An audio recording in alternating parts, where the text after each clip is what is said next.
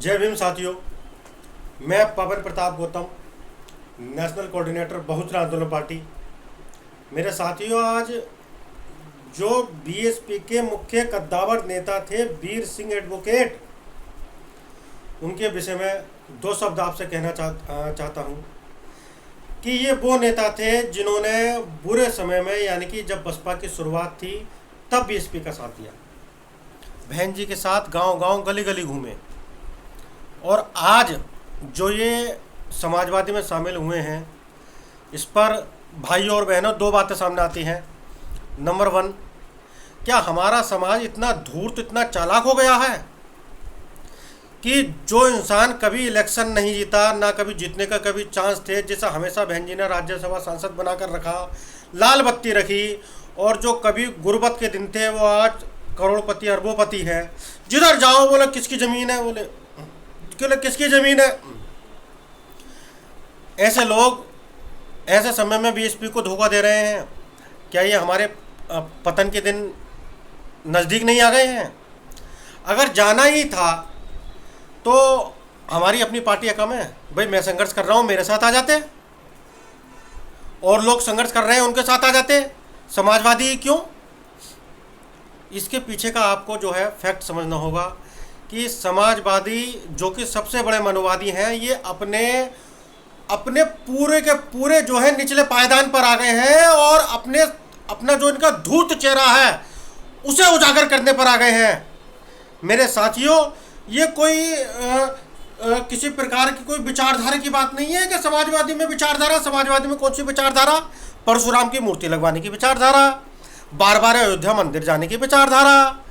तुम्हें ब्राह्मणवाद और कोई दिखता है? और समाजवादी जो कि खुली ब्राह्मणवादी है, जो कि उस व्यक्ति को अपनी पार्टी में लेती है जिसने मुस्लिम औरतों का कब्र से निकालकर बलात्कार करने को कहा था, वो विचारधारा? कौन सी विचारधारा है? नहीं, विचारधारा नहीं, ये है धनीराम।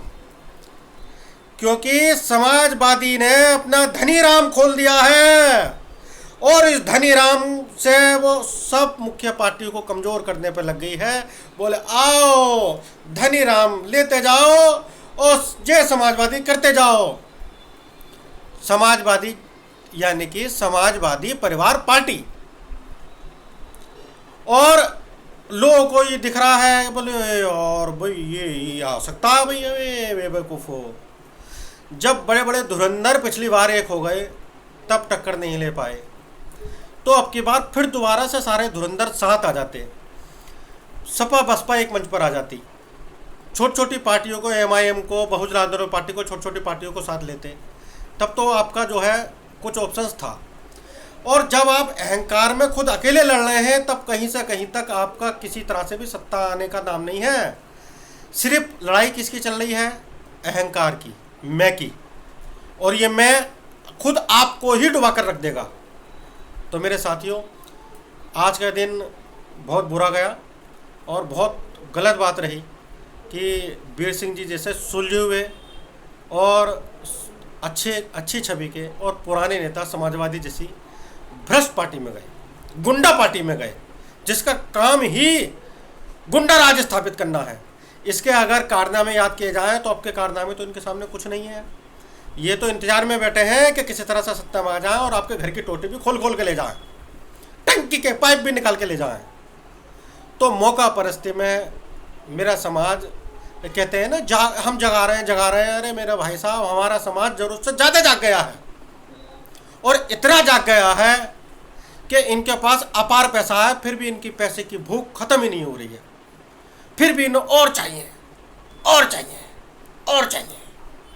और इस और की लालसा में ये सही गलत सब भुला बैठे हैं। बस किसी भी तरह से धनीराम आ जा, धनीराम। इसके लिए ये अपना ईमान भी बेच देंगे, अपनी विचारधारा भी बेच देंगे, अपने महापुरुषों को भी बेच देंगे। बस इन्हें क्या चाहिए? धनीराम। अखिलेश भैया आ रहे हैं। मेरे साथियों, आप चिंता न करें, समाज ही इन्हें जवाब देगा और इन्हें किसी लायक नहीं छोड़ेगा। जय भीम, जय भारत।